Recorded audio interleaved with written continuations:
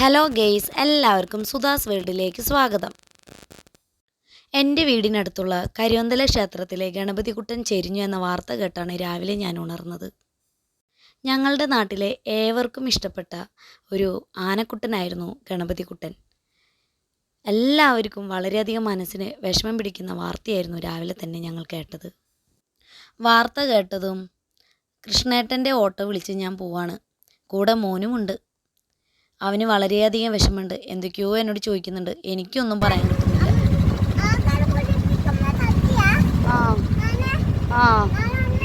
അതെ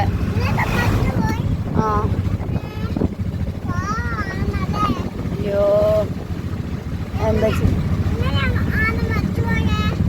അറിയില്ല വാവേ.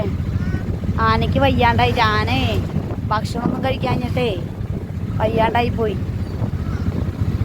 നമുക്ക് പോയി കാണാം.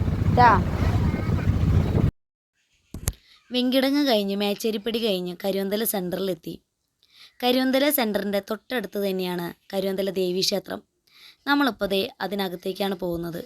കാരണം ദേവീക്ഷേത്രത്തിൻ്റെ തൊട്ടടുത്തുള്ള പറമ്പിലാണ് നമ്മുടെ ഗണപതികുട്ടനെ കെട്ടിയിടാറ്. ഞാൻ ചെല്ലുമ്പോൾ ദാ ഒരുപാട് വാഹനങ്ങൾ അവിടെ നിർത്തിയിട്ടുണ്ട്. ഇതൊക്കെ ഗണപതികുട്ടനെ കാണാൻ വന്ന ആൾക്കാരുടെ വാഹനങ്ങളാണ് കേട്ടോ.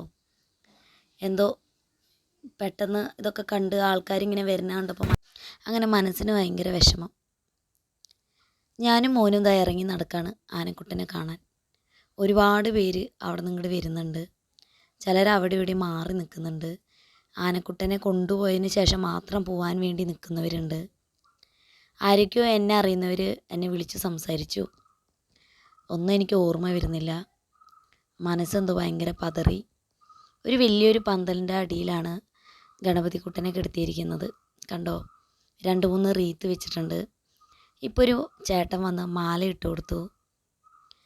ഞാനതിങ്ങനെ നോക്കി നിൽക്കുകയാണ്, ഞാനും മോനും. ഗണപതികുട്ടനെ കാണാൻ വന്നത് ഏറ്റവും കൂടുതൽ കൊച്ചു കുട്ടികളായിരുന്നു. കാരണം എല്ലാവർക്കും ഭയങ്കര ഇഷ്ടമാണ്. കുറുമ്പൊന്നുമില്ല, ആര് വന്നാലും തൊടാം. പിന്നെ ആർക്കും പേടിയില്ലായിരുന്നു. അങ്ങനെ ഒരു പ്രശ്നക്കാരനല്ലായിരുന്നു നമ്മുടെ ഗണപതികുട്ടൻ. അതുകൊണ്ട് തന്നെ അച്ചാച്ചന്മാരും കുട്ടികളും മധ്യവയസ്കരും അവിടെ സ്ഥിരം സന്ദർശകരായിരുന്നു. അമ്പലത്തിൽ ആര് വന്നാലും ഒരു നോക്ക് ഗണപതിയെ കൂടി കണ്ടിട്ടേ മടങ്ങിപ്പോവാറുള്ളൂ. എൻ്റെ മോൻ ഒരുപാട് എന്നെ നിർബന്ധിച്ചു അവസാനമായിട്ടൊന്ന് ആനക്കുട്ടനെ തൊടണമെന്ന്.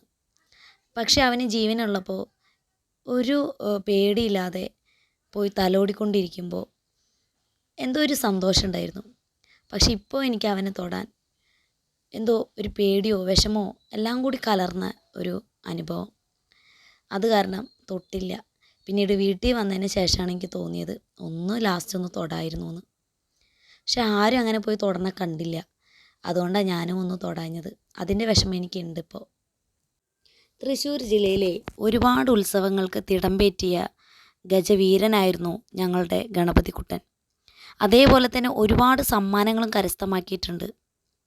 ആ തലയെടുപ്പും ഹൈറ്റും നെഞ്ചു വിരിച്ചിട്ടുള്ള നിപ്പും ആരെയും കൂസലില്ലാത്തുള്ള ആ ഒരു വരവും എന്തൊരു ഭംഗിയും ആനച്ചന്തവുമായിരുന്നു എന്നറിയോ.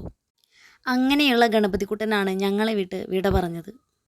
കഴിഞ്ഞ തവണ തലശ്ശേരി നിന്നപ്പോൾ ഞാനും മോനും ആനക്കുട്ടനെ കാണാൻ പോയതാ.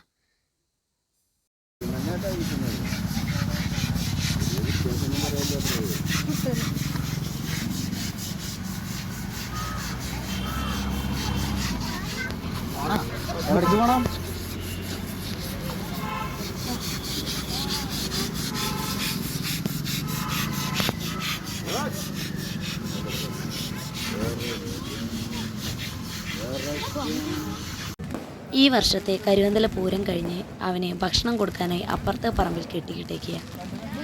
ആ സമയത്തെടുത്ത വീഡിയോയാണിത്. ഇപ്പോൾ തലശ്ശേരി പോയി തിരിച്ചു വന്നു. അവനിനിയില്ല. എൻ്റെ ഗണപതികുട്ടന് 1000 ആദരാഞ്ജലികൾ നേരുന്നു.